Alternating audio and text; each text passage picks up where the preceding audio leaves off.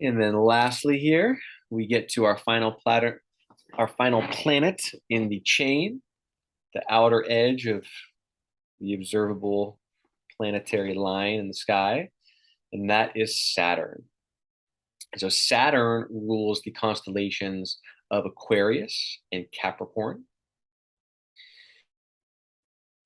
Saturn would be at the root chakra. We've made our way all the way down from the top to the bottom, the coccygeal center, the coccyx at the base of the spine. It's where the Kundalini energy is said to be contained at the Muladhara chakra. That's very important. Saturn is a very important planet in that respect.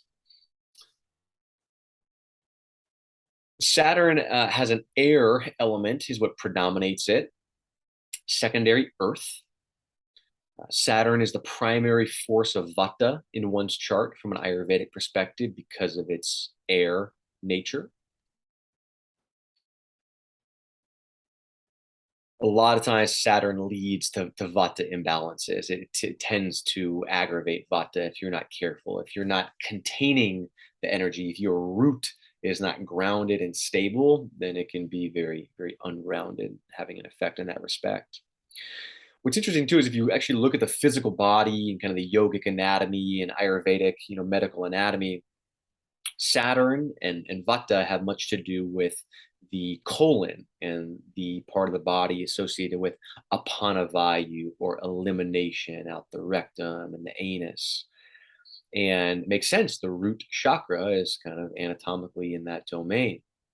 Triphala is an Ayurvedic herb, which you may or may not have heard of. It's the most recommended for helping to eliminate things, especially for certain Vata imbalances, which have accumulated. And Saturn, if there's stagnant energy, it helps to eliminate those.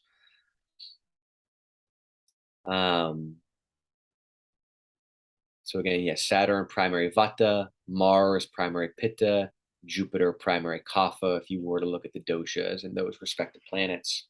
And then Saturn is a first-rate malefic. So out of everything we've talked about so far, Saturn would be considered probably the greatest of the malefics. Again, the difference is that with Mars, it tends to be these short-term malefic effects, almost like cause and reaction, where Saturn is more that Vata type of decay, degeneration, disintegration. It's a planet of loss. It's a planet of sorrow. It's a planet of grief. It's a planet of isolation and separation. It is a planet that removes things from our life. So when Saturn does have a strong effect on certain things in one's chart, very often those things get removed from our life. Very important. Saturn is the lord of karma, action, cause, and response. So Saturn is all about showing us our karma and really showing us our attachments to those things that we're gripped to most of the time.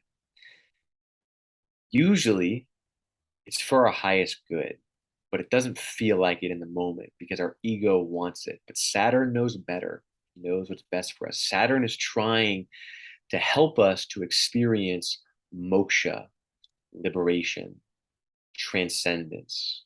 It's the yogi in meditation, detached, perceiving deeper truths than this external physical world that's impermanent. Saturn takes us to that which is transcendent. It can delay things as well. It can lead to obstruction. Again, that's kind of that constrictive, restrictive, malefic energy.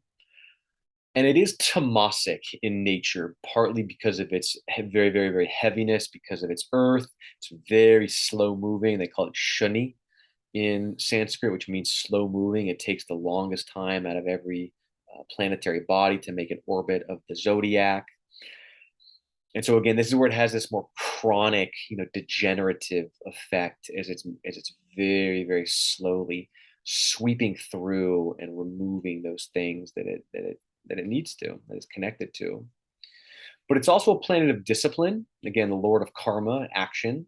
And so the discipline we take and the structures that we have in our life can help to offset the air and the vata type of a malefic imbalance. So as we know in Ayurveda, the best thing for any excess vata or vata imbalance There's regularity, routine, meditation, meditation, more meditation, stilling the body, stilling the mind, and alleviating the vata and the air and the erratic nature so that we can actually use the heightened air and space and the frequencies of Saturn that are so wonderful for individuals who are truly endeavoring to be yogis and are truly endeavoring to know consciousness and the true nature of reality, because we have to go beyond form. Saturn is the planet, one of the planets of death, and death is something that we all are going to experience. All of our forms will at some point no longer come to be, but the consciousness will continue on. But we have to shed and let go of the outer sheath. So Saturn takes us into this, death of self, the death of the little self, takes us into this merging, this transcendence. It's beautiful. It's a beautiful planet. Doesn't feel like it. They say that there's two types of teachers. There's Jupiter and Saturn. Jupiter says, "Hey, do this. I'll give you $10." And you don't even do it.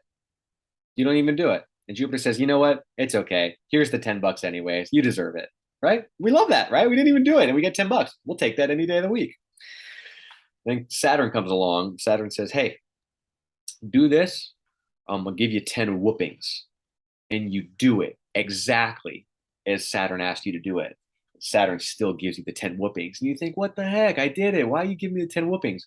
Because sometimes we just need a whooping. Sometimes that's just what we need.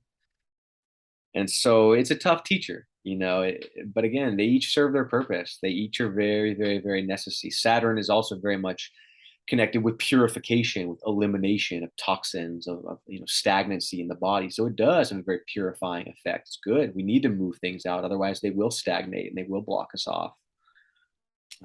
So just different energetics, different feelings. No right, no wrong. Just awareness and utilizing appropriately.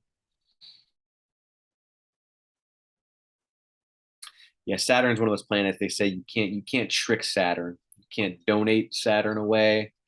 You can't do good service. You can't study Saturn away. When Saturn has something that you need to learn, it makes sure that you learn it. It's karma. It's karma.